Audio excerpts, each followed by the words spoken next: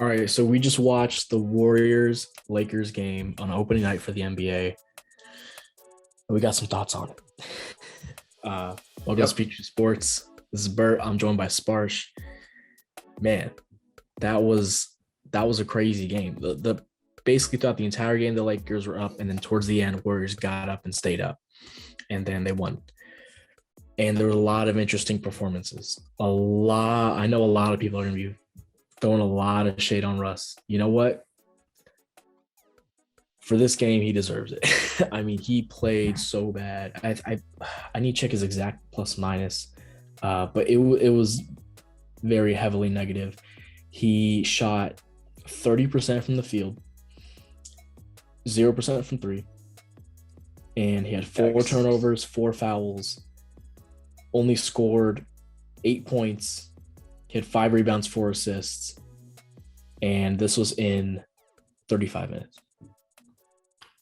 For four turnovers, though, that's actually kind of good considering it's Westbrook's play. I'm just gonna say that. Stop it. I mean, see, the thing that I noticed, right, with the way that the Warriors and the Lakers play, is that the Warriors, like, given their size, they can play a really fast style offense. But the Lakers are generally like a bit more slow. And Westbrook just doesn't match that play style. He's always just sort of rushing, and the way he jumps and lands and everything is just so sort of erratic.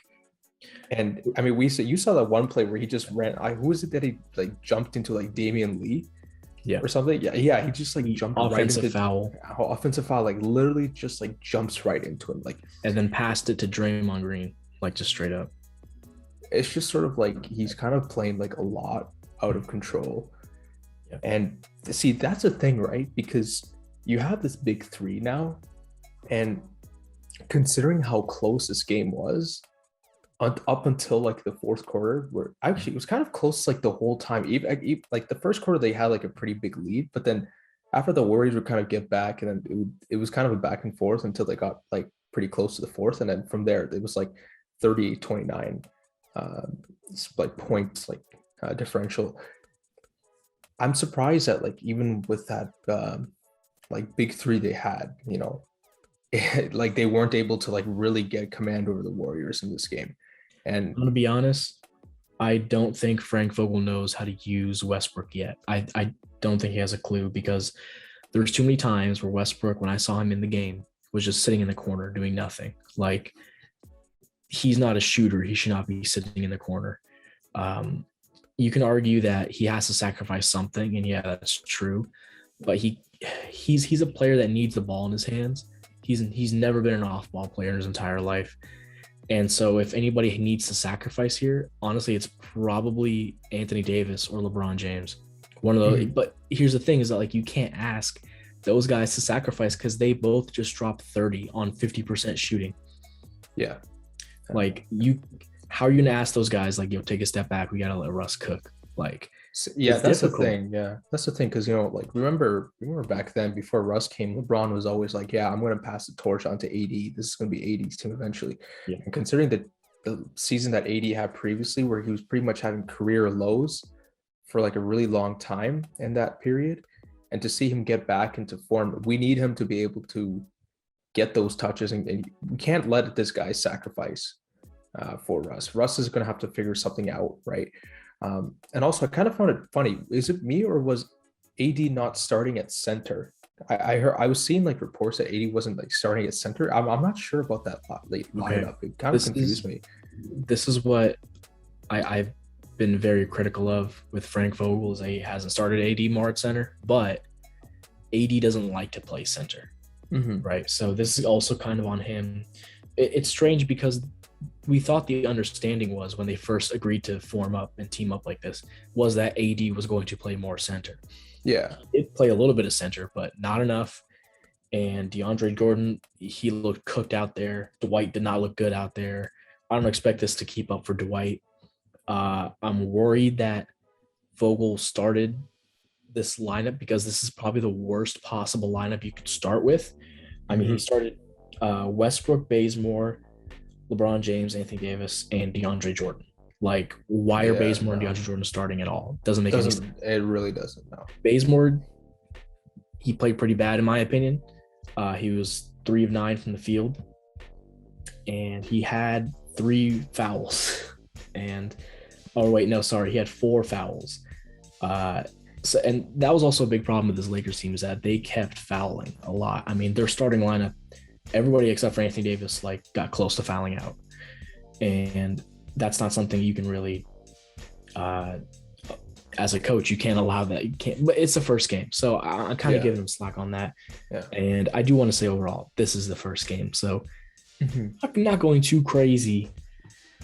But if they don't figure out how to use Westbrook with LeBron James, if they don't figure that out, then this is not going to be good. Because let me also say one more thing, is that there were a lot of moments in this game, through the up and downs of this game, where they would take out Westbrook and they would look like a championship team.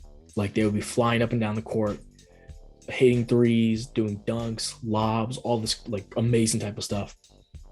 And then they would go up like 10. And then they'd put Westbrook back in, and then they'd be like down 2, like soon after. And they just look really sloppy and really bad on offense. Westbrook should not be taking 13 shots if he's not making at least half of them. And that really hurt this offense. And yeah, it's just like I said, like, they looked so much better without Russ on the floor. And this is something everyone was concerned about, was the fit of Russell Westbrook on this team. I'm not sure it's working right now. Vogel's going to have to change something. See, that's the thing, right? Because I know, it is just the first game, right? And people are saying, oh, yeah, it's preseason. Then it's like, oh, it's just the first game. But then again, it's, like that saying, it's hard to teach an old dog new tricks, right? You're going to have, like, if you're going to want to change something, you're going to have to do it now. Because, I mean, Westbrook's been playing like this pretty much, his entire career, like with all that explosiveness and like his erratic sort of play style and how ball dominant he is, right? He's going to have to be the one that takes a step back, or I don't know, maybe him or LeBron. We'll see how that goes, right? But definitely not AD. AD cannot be the one taking the step back. I mean, and we just saw today, if AD and LeBron can keep this up, I mean, LeBron, you can never doubt him, right? But if AD can keep this up, right? Even if those two can just go crazy like this, I mean, the Lakers have a chance again of going back to the finals. But then again, it's Russ. He cannot be playing like this all the time and just, making really stupid decisions like the way he played. It's like a one-man show kind of thing. And, you need that team ball, especially because, it's so sort of like top heavy. Like, if LeBron and AD do not do well, I mean, like, the role players, they really need to be able to get to support them. And if Russ cannot do that, then, that really hurts the team, the overall team's success. Let me tell you something. Nobody besides LeBron and AD scored more than double digits on their team. It's ridiculous. That is, the role players did not play great. I thought Melo was actually decent. But just something's, Vogel needs to fix these lineups, these rotations, and he's got to figure out something to make it work, because there's no way you're going to start this lineup in the playoffs. Obviously, he's probably just experimenting a little bit, but like, man, like, this was just not a great opening. This was not a great start. But I do want to give a lot of props to LeBron. LeBron, he's 37 now? He hit 5 3. He was 5-11 from 3. He was hitting every shot. Like, every time he took a jumper, I was like, that's in. Like, every single time. Like, he could not miss in that first half. But also, I kind of want to talk about, like, what the game plans were for each side. Like, Golden State very clearly tried to very effectively cut off the transition, and they did. They cut off most of their transition points for the Lakers, and that completely shut out a lot of what Westbrook does on offense, right? And it also didn't give up any easy points to LeBron or anything like that. Meanwhile, the Lakers' plan was to just kind of stop Curry and let everybody else beat you, right? And look, the Warriors they have a surprisingly deep team right now. The other guys can't. They really do. Jordan Poole had an amazing night. Andrew Wiggins was off, but at the very least he was rebounding, and he hit a big shot late. Draymond Green was great. Steph Curry had a triple-double, which was insane. right? Steph Curry's not known for getting triple doubles. Who let this man get 10 rebounds? I got no idea, I but he don't know. did it. And Nemanja Bielica. Bielica, I have no Yeah. idea. Yeah, I still can't say his name. Him, Andre Iguodala, Damian Lee. I mean, they had Otto Porter Jr. They had so many contributors off their bench. Like they're to kind of put it in perspective, the Lakers, who only had two people in double digits, the Warriors had one, two, three, four, five, six players in double digits. Like that's what happens. Like That's going to be honestly the key to success for the Warriors this Yeah. season, Yeah. especially while Klay Thompson's still taking his time to come back, right? If the Warriors can keep playing like this, I mean, Steph Curry had a really off night, man. Yep. And even then, everybody else was doing great. Oh, same with Andrew Wiggins as well, right? Not that great offensively, but all these other guys who were picking up really well.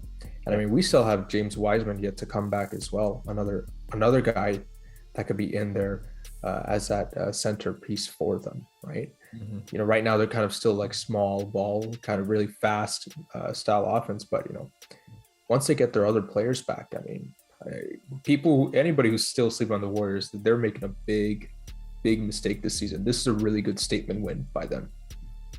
For sure. I mean, this Warriors team is another star away from contending, whether that's Klay Thompson or whether they maybe trade for Bradley Beal, which I wouldn't mind, especially if you get Jordan Poole.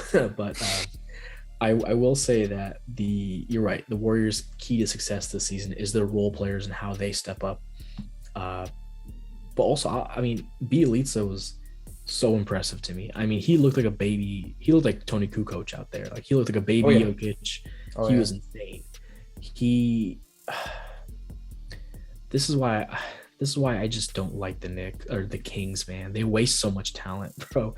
He was stuck on the Kings for so many years, and now we're finally seeing him on a very good organization, and he's doing really good. He did really great in his first game. I think he's really going to be key for them.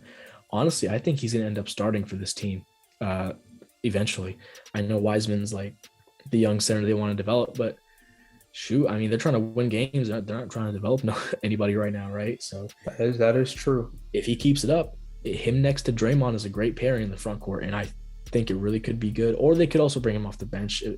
They could use a bench playmaker as well. He's a very rare breed of big man where he can play make, but he's also fast and he can shoot and he can rebound. He can just do everything out there, man. It's crazy. Mm-hmm. Yeah, that's just amazing to see, man. And you know, speaking of the Kings, I mean, there's also some pretty big updates regarding that we'll talk about later. But anyways, man, I thought that was a really great game. I'm glad I stayed up for this. This was honestly so much fun to watch, and I'm just glad the NBA is back, man. Yeah, for sure. And Jordan Poole, keep your thing up, man. Keep on. He's going crazy. He did a move that looked like prime John Wall to me, man, where he just went straight to it. It was crazy. But yeah, thank you all for watching. Go check out our Bucks Nets review if you want to see what we thought of that. But for now, I've been Bert. I'm Sparsh. And we're signing off. Thank you so much for watching. Take it easy.